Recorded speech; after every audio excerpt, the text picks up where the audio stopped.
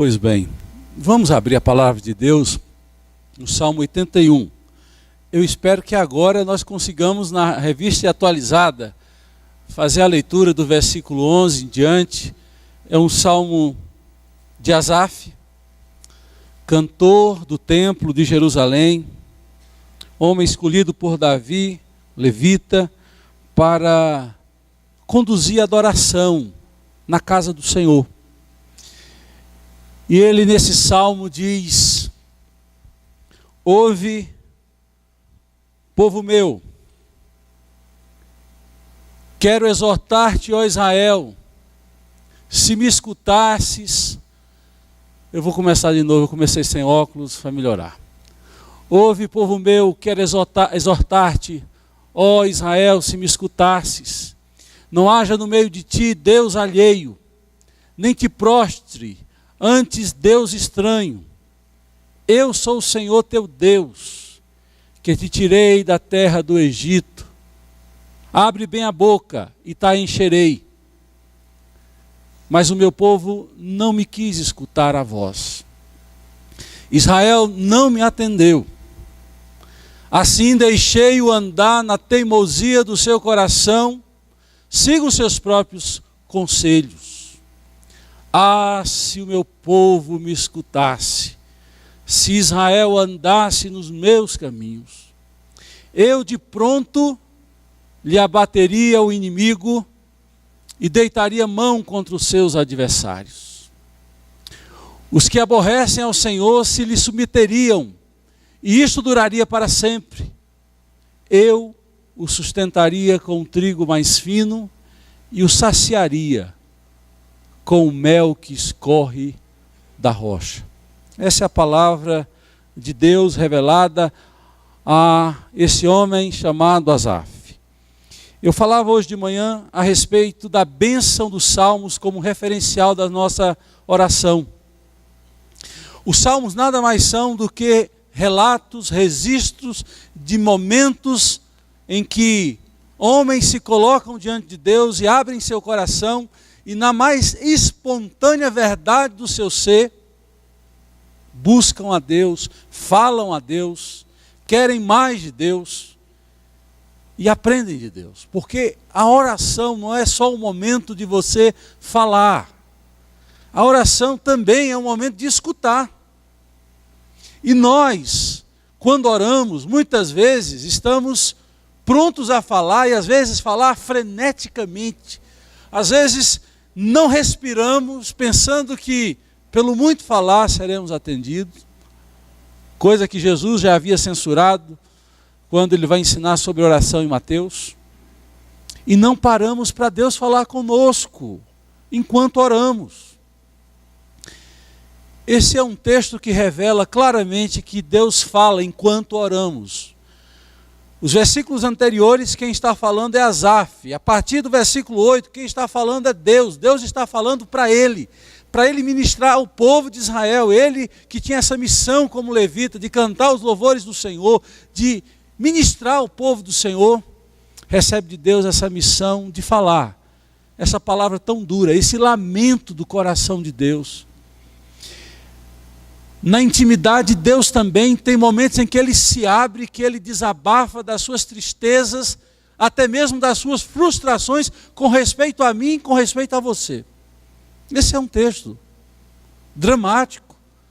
Deus lamentando angustiadamente, dizendo: ah, se meu povo me ouvisse. Ah, se Israel me escutasse. Deus lamentando profundamente a dureza do coração do povo, a indiferença do povo, a falta de compromisso do povo. E Deus manda esta palavra ao seu profeta e a nós nessa noite. Asaf é um homem que tem na Bíblia 12 salmos. O Salmo 12, o Salmo 50 e do 73 ao 83 são salmos de Asaf. Esse homem que conhecia Deus pelo louvor, pela contemplação, nos ensina muito através desse texto. E ele nos ensina algo que eu quero hoje compartilhar com você. eu quero compartilhar o que Asaf quer dizer com esse texto para todos nós. Em outras palavras, em síntese, em suma, ele quer dizer o que nós estamos perdendo quando nós não obedecemos a Deus, quando nós não seguimos o comando do Senhor, quando nós não nos colocamos debaixo da orientação de Deus, quando nós resolvemos seguir os nossos caminhos, os nossos entendimentos, a nossa busca interesseira, nós vamos perder, nós sempre vamos perder. Quando optarmos pelo caminho da desobediência, de não nos sujeitarmos a Deus, de não seguir a sua palavra, de não seguir a sua orientação. Há uma piada, e essa piada é contada de várias formas, mas cabe muito bem para o que eu vou dizer daqui para frente. É a piada de um encontro de um rabino com um padre. E nesse encontro, o padre de alguma forma preparou algo para deixar o rabino em maus lençóis. Ele fez um leitão à pururuca. E quando o rabino chegou na casa do padre para estreitar relacionamentos, o padre serviu o leitão à pururuca e o rabino disse: padre, eu não posso comer esse leitão à pururuca, eu sou judeu e na minha religião o porco é um animal imundo. Eu não posso comer. O padre de forma sarcástica, com um sorriso aqui, um veneninho escorrendo aqui do canto da boca, disse: rabino, você não sabe o que está perdendo. E aí ele come, o rabino fica ali comendo uma saladinha e não come o leitão à pururuca. Ao final, o rabino dá o troco. O rabino olha para o padre e diz: padre, eu vou ter que ir, tenho que ir embora. Mas o senhor deu um abraço na sua esposa, considerações a ela. E o padre olhou para o rabino e disse assim: Mas rabino, você não sabe que eu sou um padre? O padre não pode casar, eu não tenho esposa. Aí o rabino disse assim apressadamente: eu sei, e você não sabe o que você está perdendo. Quando eu leio esse lamento de Deus, eu descubro que nós estamos perdendo muito ao não viver uma vida espiritual na presença de Deus, obedecendo, seguindo as orientações de Deus. Quando eu vejo Deus aqui em profundo lamento, colocando a situação, e até de forma angustiada, como eu falei há pouco, eu descubro um Deus que quer o nosso bem, mas permite que soframos as consequências das nossas escolhas, dos caminhos que nós resolvemos trilhar. É dito no texto que nós lemos, se você puder deixar o texto aberto, eu agradeceria. Deus falando por meio de Asaf, vai dizer no versículo 13: se meu povo me escutasse, e se Israel andasse nos meus caminhos. É um lamento que revela o desejo de Deus. E eu tenho dito, ensinado para vocês e por onde ando, que na verdade muitas vezes o que nos falta não é saber a vontade de Deus. Na verdade nós, domingo a domingo, nós somos informados, ou na escola dominical, ou à noite, ou na sua devocional, quando você lê a Bíblia, ou Deus falando na sua consciência, nós sabemos o que é vontade de Deus em muitas áreas, em muitas coisas da nossa vida. O que nos falta é prontidão em cumprir, em fazer. O que nos falta é, na verdade, vergonha na cara. Porque alguém vai dizer: pastor, a carne é fraca, e eu vou dizer: e a vergonha é pouca. Eu sei que a carne é fraca, eu sei que nós somos propensos à desobediência, eu sei que nós gostamos sempre de uma área de conforto, e a área de conforto, infelizmente, é a área da minha vontade, do meu querer. E nós precisamos descobrir que fazer a vontade de Deus, andar no caminho de Deus, é a área de conforto da gente. Esta sim é a área de conforto. Só que nós temos, com as nossas ações, com as nossas escolhas, escolhido o caminho tortuoso, o caminho da desobediência, da falta de compromisso e regularidade com o Senhor. E Deus fala por meio de Asaf a nós nessa noite, que por isso, versículo de número 12, Ele deixou-nos andar na teimosia do nosso coração. Qual o sinal de uma teimosia?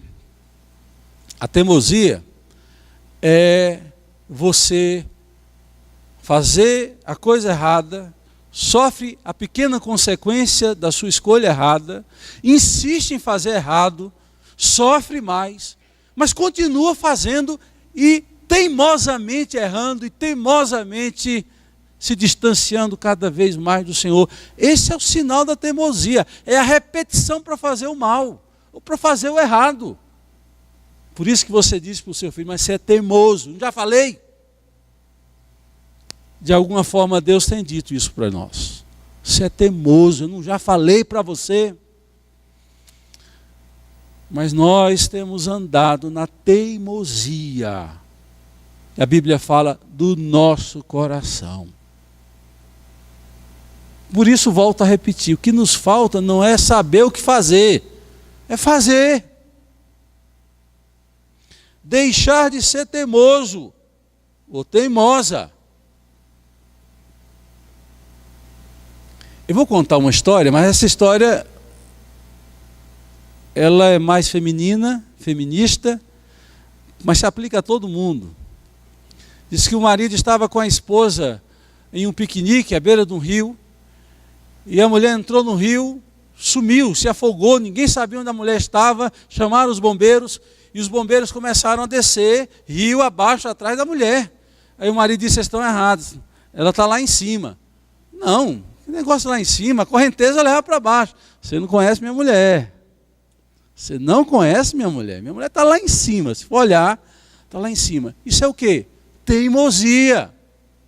É escolher o caminho errado, a rota errada.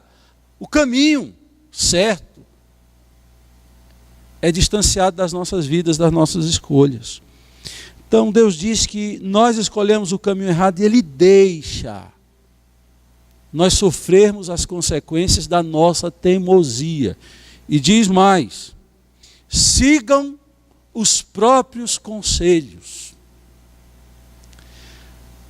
É impressionante, eu como pastor, eu tenho descoberto isso há muito tempo, e fico chocado como nós seres humanos somos complexos, somos confusos, e temos a contradição muitas vezes como marca da nossa vida.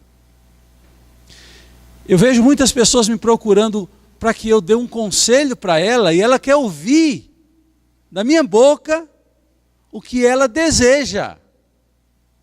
Às vezes ela quer que eu dê conselhos para ela que se enquadrem no desejo dela. Quando eu digo, não é assim, aí o pastor não sabe das coisas, o pastor não tem conhecimento da palavra, porque ela quer ouvir algo que bata exatamente com o desejo do coração dela.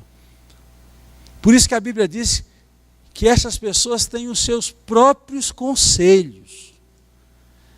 Ela vive pela cabeça dela, pelo desejo dela. Nem o conselho de Deus, nem o conselho do sábio tem lugar no coração dessas pessoas. Ela faz o que está na cabeça dela. Nota bem, além de teimosia, tem arrogância por trás, porque quando você é capaz de ouvir o outro, pode ser que você diga, você tem razão, eu não estou de todo certo. Esse ponto que você colocou eu não tinha refletido. Mas na verdade muitas vezes nós queremos viver uma vida de teimosia e aplicar, executar os meus próprios conselhos. E o pior, mesmo errando nessas duas áreas que Deus permite que aconteça, eu ainda continuo no caminho errado. Daí vem o lamento de Deus. Ah, se meu povo me escutasse. Se Israel andasse no meu caminho. Não é a primeira vez que Deus lamenta a dureza e a falta de flexibilidade do povo em segui-lo. Em Miqueias 6, versículo 4, é quase que a repetição exata do que é dito aqui.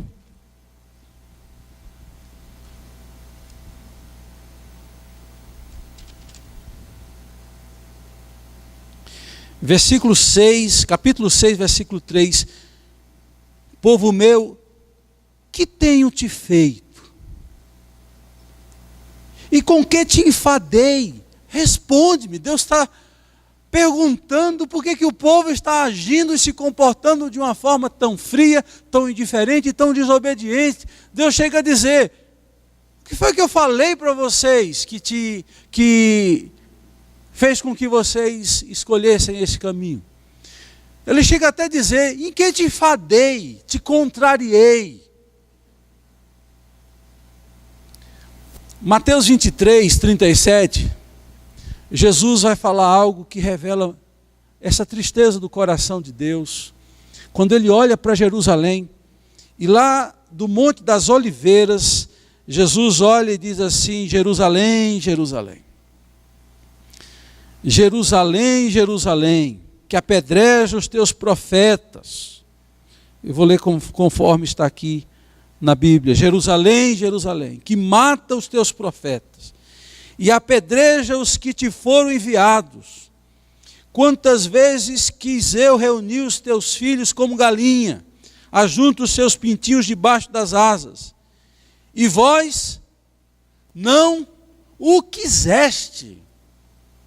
Porque Deus não vai nos obrigar,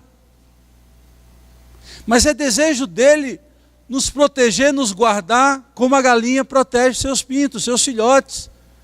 E o lamento de Jesus, prestes à sua morte, é dizer: e vocês não quiseram. O que é que nós estamos perdendo em ser teimosos, em escolher o caminho errado, em não obedecer à palavra de Deus? Nós estamos perdendo basicamente 3 coisas, e essas respostas estão aqui no texto.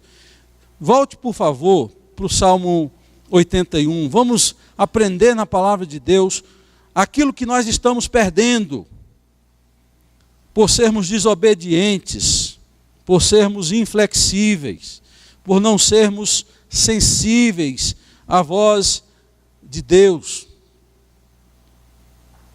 Eu vou ler novamente o 13 e vou prosseguir a leitura até o final. Ah, se meu povo me escutasse, se Israel andasse nos meus caminhos, eu de pronto, em outras palavras, eu imediatamente lhe abateria o inimigo e deitaria mão contra os seus adversários. Primeira coisa que nós estamos perdendo quando nós escolhemos o caminho da teimosia, da desobediência. Nós perdemos a vitória sobre o inimigo das nossas vidas, sobre aqueles que nos perseguem, sobre aqueles que nos querem mal. Aí nós vamos descobrir porque muitas vezes nós estamos debaixo de fogo cruzado e pedimos a Deus socorro e o socorro não vem porque nós estamos dando lugar ao diabo, dando espaço ao diabo na nossa vida, ao nosso inimigo. E Deus diz: eu vou deixar você sofrer um pouco mais. Porque Deus está dizendo: se o meu povo me escutasse, eu de pronto abateria o inimigo. Os adversários sairiam correndo imediatamente. E o que consta é que o povo de Israel, nesse contexto, estava sofrendo profundas baixas, derrotas que o inimigo estava impondo, porque não escutava o Senhor. Pode ser, queridos, nem todos os casos de derrotas em nossas vidas vêm em decorrência de desobediência. Às vezes Deus permite que passemos por momentos de perdas, de lutas terríveis, como Jó passou e tantos outros personagens da Bíblia também passaram. Mas se formos coerentes, cada um tem sua história e cada um cuida da sua vida com Deus para saber quando é desobediência, quando é dureza de coração, as causas do nosso sofrimento e o inimigo prevalecendo contra nós. Porque está escrito aqui que Deus só traria de pronto a vitória sobre os inimigos quando Israel ouvisse a voz dele, quando Israel andasse nos caminhos dele. Nós estamos perdendo a vitória sobre os nossos inimigos quando escolhemos o caminho errado e principalmente quando escolhemos em não obedecer a Deus. Nós estamos perdendo. Deus venceu os nossos inimigos. O texto diz que nem somos nós vencermos o inimigo, mas Deus venceu o inimigo. Como muitas vezes aconteceu na história do povo de Deus, principalmente na história de Gideão. Por isso que Deus escolheu apenas 300. Eram milhares que foram convocados. No final, ficaram 300 soldados. E a gente descobriu porque que Deus só deixou 300 soldados. Porque nem os 300 que foram escolhidos lutaram. Aqueles homens saíram com cântaros, saíram com espadas nas mãos, e eles gritaram, e o anjo do Senhor visitou o acampamento do exército inimigo, e Deus venceu o inimigo por eles. Eles não mataram nenhum adversário, Deus deu a vitória para eles. Quantas vezes você encontra na Bíblia Deus mandando o seu povo se posicionar e apenas contemplar e ver a vitória que Deus daria ao seu povo, sem que eles usassem a espada, o escudo, ou fossem por confronto com o inimigo. Deus de pronto vencia os adversários. Mas toda vez, queridos, que nós estamos em insurgência contra Deus, quando nós nos rebelamos contra Deus, quando nós nos tornamos desobedientes contra Deus, nós não podemos reivindicar vitória sobre os nossos inimigos, não. Mas se nós andarmos no caminho do Senhor, nós podemos pedir a Deus que vença os nossos inimigos. Eu de pronto lhe abateria o inimigo e deitaria mão contra os seus adversários. Ah, se Israel me escutasse. Em segundo lugar, os que aborrecem ao Senhor se lhe submeteriam, e isso duraria para sempre. A questão não é só vencer uma batalha, vencer a guerra. A questão não é ter uma vitória eventual, é ter vitória duradoura. Aqui está dizendo que Deus quer nos dar uma vitória plena, de paz. Salomão foi um rei que experimentou vitórias duradouras. O seu pai Davi, durante os seus anos de reinado em Israel, teve que ser guerreiro. Muitas guerras, muitas lutas, ampliou o domínio sobre as terras. Israel cresceu imensamente com Davi. E quando Salomão toma o reino em suas mãos, é dito, querido, que Salomão nunca foi para uma guerra. Salomão experimentou 40 anos de paz. Eu fico impressionado com isso. Deus deu àquele homem o privilégio de ter uma vitória duradoura. E esse é o desejo de cada um de nós aqui, que às vezes na nossa vida a gente enfrenta um leão, aí luta e vence o leão. Aí está respirando ainda, parece aquele joguinho, vai mudando de fase. Cada hora que muda de fase, a coisa vai piorando. Aí você diz, meu Deus, misericórdia. Parece que o gigante só vai aumentando. Aí você matou o leão, vem o urso. Aí você luta contra o urso, vence o urso. Aí você está... Aí vem Golias. Você diz, ah, meu Deus, agora que me faltava um homem desse tamanho para derrubar. Nós precisamos orar a Deus para ter vitórias duradouras. E um segredo que está aqui. O segredo para ter vitórias duradouras é também viver uma vida de obediência, escutar o Senhor. Não viver na nossa teimosia, não fazer aquilo que está no meu coração, na minha cabeça. não viver distante do que a palavra diz. Na verdade, nós estamos sofrendo as consequências das nossas desobediências. E pasmem, aí na minha experiência como pastor também.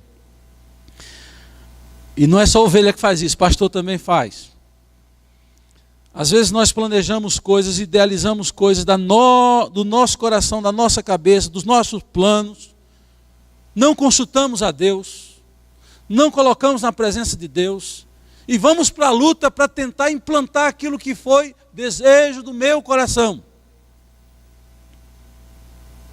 Escolha minha. Aí eu vou lá na vida, tento implantar os meus ideais, os meus sonhos, e quando eu vejo o barco está sendo invadido por água, o barco está afundando. Aí eu digo, meu Deus, socorre-me. Ainda bem que Deus é misericordioso. Mas a gente poderia sofrer menos se a gente submetesse os nossos planos ao Senhor antes. Porque às vezes a gente quer fazer carreira solo e só lembra de Deus na hora que a coisa está complicando. É igual um médico que tem aqui, que ele trabalha em algumas cidades pequenas, e ele diz assim, pastor, a experiência pior que existe. São cidades pobres, Paranoá e outras cidades aqui próximas. Lá não é público, lá a gente cobra a consulta. Mas quem paga essas consultas? São as pessoas que foram na rede pública, foram atendidos lá, e a coisa deu errada. Quando a coisa está lá despencando para quase não ter mais solução, essa pessoa arruma um dinheirinho e vem para o consultório e diz, quem sabe esse doutor dá jeito. Mas ele só paga quando a coisa está complicada. Aí ele diz, cada dia eu enfrento problemas terríveis, que se fossem tratados lá no começo da forma certa, esses problemas não estariam na gravidade que estão. Então, meus irmãos queridos, muitas vezes nós estamos trazendo a Deus o caos, porque não deixamos Deus germinar nos nossos corações, nos nossos planos, o sonho dele. Aí nós, quando a coisa está lá sendo destruída, está se acabando, a gente clama, Deus, dá um jeito. Graças a Deus, Ele é misericordioso. Mas as feridas, as contusões, as lágrimas, as dores, já estão dentro de nós, já estão acontecendo, já estão nos matando. Aí nós vemos a razão porque Deus está clamando tão profundamente, está sofrido, quando diz, se meu povo me escutasse. Se Israel andasse nos meus caminhos, eu de pronto venceria os seus inimigos. Eu lhes daria vitória perene. Aí por fim, eu o sustentaria com trigo mais fino e saciaria com mel que escorre da rocha. Aí você vê, nós estamos perdendo o sustento de Deus. A manifestação da provisão de Deus também no aspecto material. Por quê? Somos desobedientes. Somos teimosos.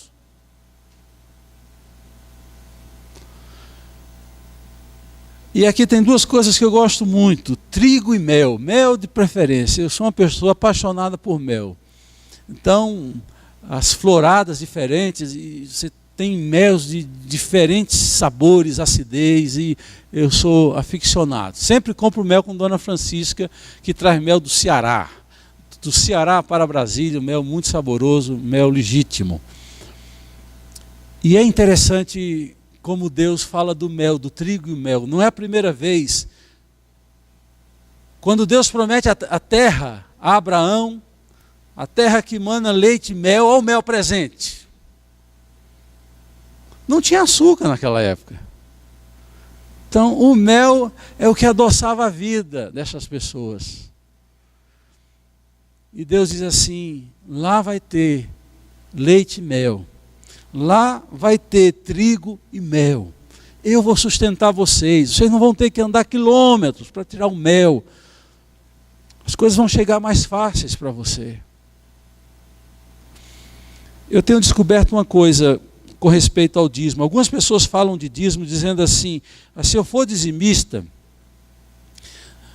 no outro dia na minha conta vai cair 10 mil reais do nada. O milagre vai ser esse. Eu vou ganhar mais. Eu digo, pode ser, mas sabe qual é o grande milagre? O carro não vai quebrar, você vai ganhar o mesmo salário. Às vezes a sua empresa não vai ganhar mais do que tem ganhado, mas você adoece menos. O seu tamanco, a sua sandália, minha irmã, você faz de tudo para ela desgastar e não acaba. Ou seja, não compre tanto, não precisa comprar 200 pares de sapatos. Homens estão sorrindo. Não precisa você trocar o seu carro todo ano, né, seu cara pálida? Também. O grande milagre de Deus é o milagre de fazer render. É de fazer minar de uma botija. Eu tenho dito isso. O milagre daquela viúva pobre, quando ela disse, eu tenho um bocado de farinha e uma botija de azeite. Não tem quase nada, mas eu vou investir no reino de Deus. Deus não faz com que apareça uma super botija na casa dela, e nem uma panela enorme com farinha. É a mesma panela, é a mesma botijinha, que diariamente ela abria assim. Subiu o nível. Ela abria a panelinha de barro. Não tinha ontem, hoje tem. E sabe por que isso, queridos? Porque Deus sabe o risco que nós corremos quando Ele nos dá muito. Quando você tem um celeiro, se ajunta em celeiro, o que é que seu coração faz por tendência? Regala-te, minha alma.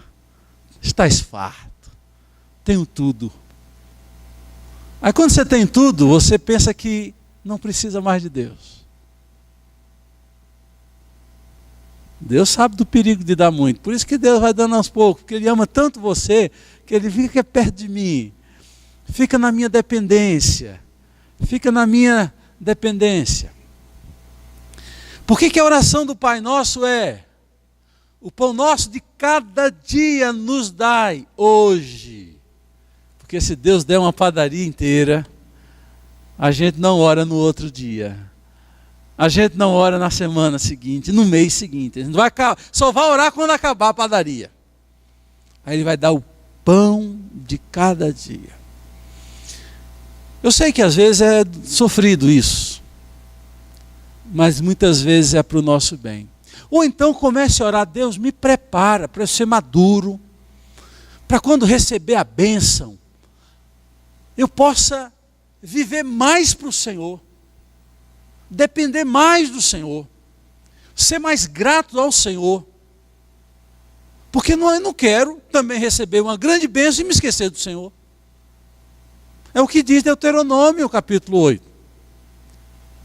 Deuteronômio capítulo 8, Deus alerta o povo dizendo: olhai, para que quando vocês vierem a plantar, e a roça de vocês produzir 100 por 1, quando o gado de vocês começar a render de forma exponencial, não diga no seu coração: o meu braço, a minha inteligência conquistaram essas riquezas.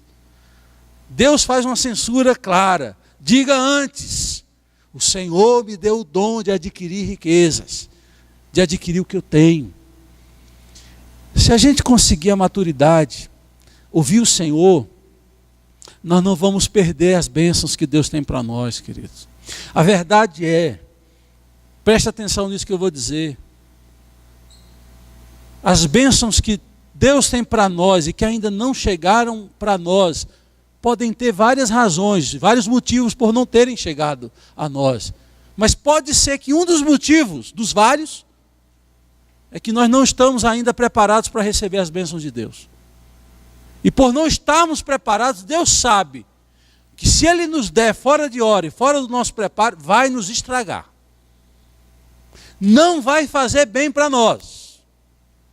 Então, meu querido, Deus quer nos alimentar com trigo e mel, mas Ele quer que você esteja pronto a escutá-lo, pronto a servi-lo.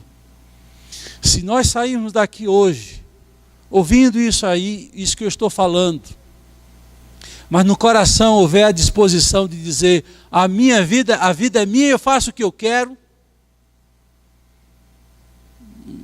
o problema também é todo seu.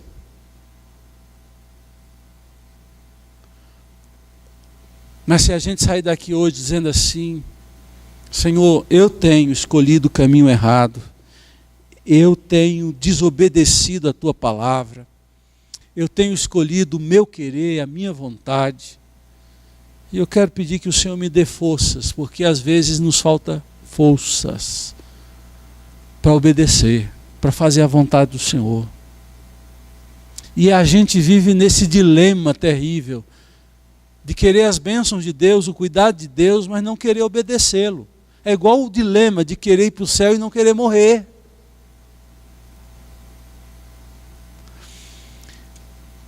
A sua vida, se já está boa, pode melhorar muito mais.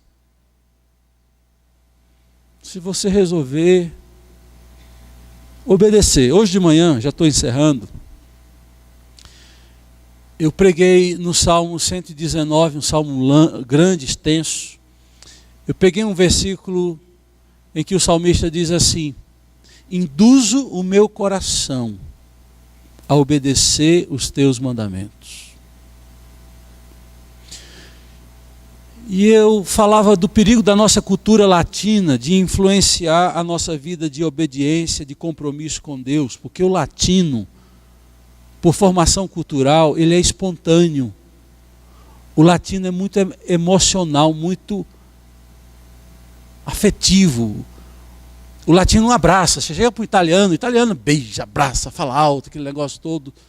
Nós também, que falamos o português, que deriva do latim, a língua, junto com a influência africana, que gosta de dança, gosta de festa, a gente faz da vida uma festa e pensa que tudo é festa. E essa influência latina nos leva a viver no império dos sentidos, ou seja, quem domina a minha vida é o que eu sinto. Não estou sentindo, não estou querendo, não estou gostando. Aí você vive a sua vida espiritual sob a égide do sentimento, ou dos sentimentos, ou da sua vontade emocional. Aí eu vou dizer uma coisa para você, e para mim também, preste atenção. Se você for viver a sua vida espiritual dependendo da sua vontade, você não vive a sua vida espiritual.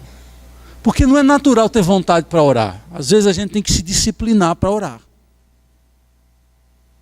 Para você estar aqui hoje, você não teve que dizer, eu vou. Eu tenho que ir. Eu tenho que estar na casa do Senhor com os meus irmãos. Eu preciso ir, porque às vezes, que é boa, aí você fica lá, o que será que vai passar agora no Fantástico? As pesquisas. Será que quem está na frente? Eu estou cansado, fiz o almoço aqui. Aí você cansou porque almoçou. Eu estou cansado.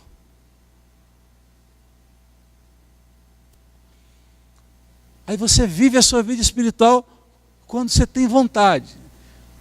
Quando é que você vai perdoar quem te ofendeu? Quando você tem vontade? Você não vai perdoar nunca. Nunca. Vai esperar ter vontade para você perdoar alguém. Quando eu estou falando em obedecer a Deus, é contra a vontade da gente muitas vezes. Depois vira prazer e regularidade. É igual, por exemplo, o Pipe. O Pipe, ele inventa de jogar vôlei, não sei como. Mas ele inventa, ele é bom. Mas só que ele tem um problema aqui no nervo asiático também do Carmo. Aí o bichinho trava de manhã, Lene tem que puxar ele lá para cá, para ver se ele sai da cama. Depois que ela puxa de lado de cá, ele sai da cama. Aí está aqui. Para jogar vôlei não é fácil para ele, não. Ele sabe que vai doer depois, ele sabe, mas ele enfrenta disciplina espiritual. Obedecer a Deus não é fácil. Mente para você quem diz que é fácil. É prazeroso no final, mas não é fácil. Por isso que nós precisamos ter disciplina espiritual e colocar na cabeça: eu preciso, e tirar. Estou com vontade. Um chicote bom para dar umas P em você. Toda vez que você diz: não estou com vontade. Deus está dizendo com lamento do coração: se meu povo me escutasse, se meu povo me ouvisse. Nós temos perdido tanto por não escutar, por não ouvir. Será que vamos continuar na teimosia dos nossos pensamentos, da nossa vontade? Espero que não, queridos. Espero que hoje seja um dia em que você dará um basta. E diga: vai ser difícil, mas eu quero andar nos caminhos do Senhor e agradar o coração de Deus. Porque, já terminando, eu já falei, eu estou assim, né? Vou, não vou. Uma hora eu vou na Bíblia.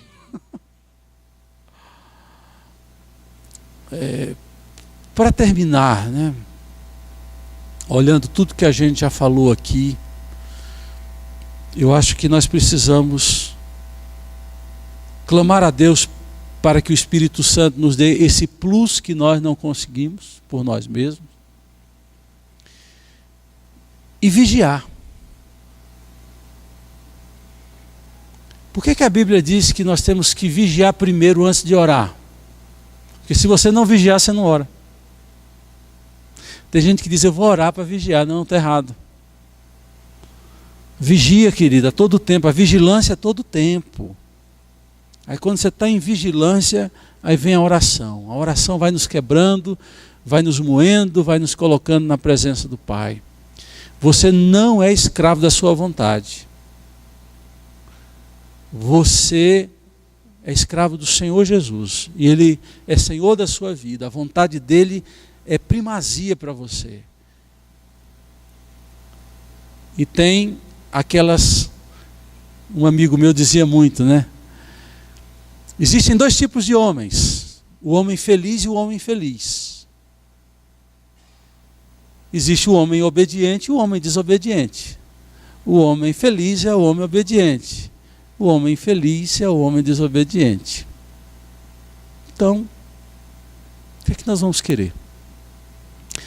Vamos orar ao Senhor? Vamos clamar a Ele? Vamos alegrar o coração dEle? Porque toda vez que você conseguir obedecer, um sorriso se estampará em Deus.